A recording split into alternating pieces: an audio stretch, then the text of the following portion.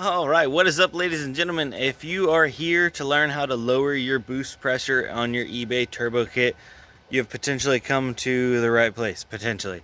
So it all depends on the style of wastegate you have, but when you're talking about not running a boost controller, how do you get your boost level lower than wastegate?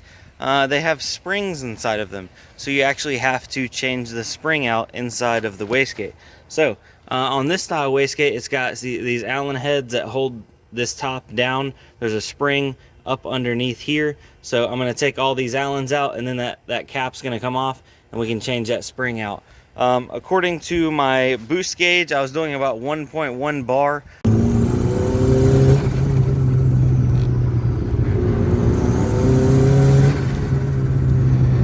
Which looks like about 15 PSI is spiking up to. That's way too much boost. Reason why most people would want a lower boost is to keep it safer for a setup that they haven't, they don't have enough supporting modifications for that high boost level. I have stock fuel injectors and a stock fuel pump, and that will not support 15 PSI at all, like at all.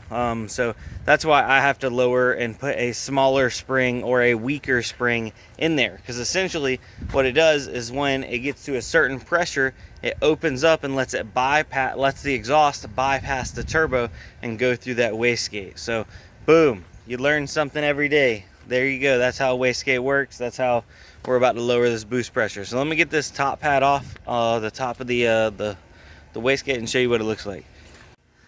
All right, so now I got the top off. It just goes like that. We just pop it up there. There's the diaphragm down on the bottom. Here's where the spring sits, and then that cap just goes back on. This is the spring that was inside of it. Pretty big boy, but honestly not as stiff as I thought it'd be. I have one of these little springs, but that might actually be more boost. I have another one. I'm gonna go grab that and try it. Alright, so this is the spring I took out of there. Pretty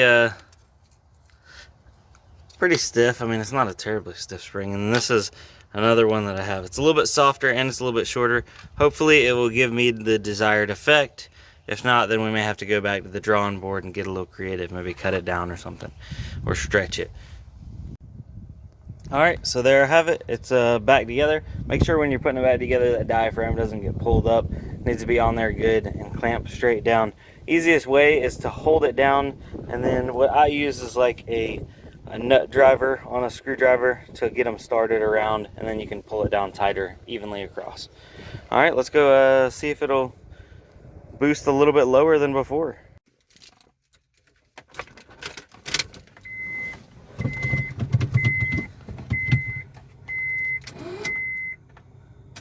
Come on, baby.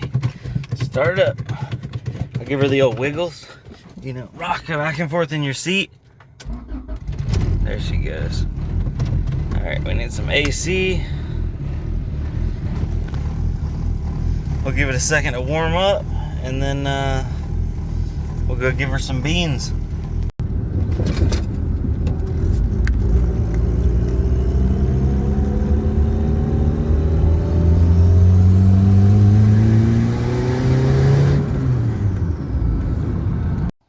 Alright, so there you have it, guys.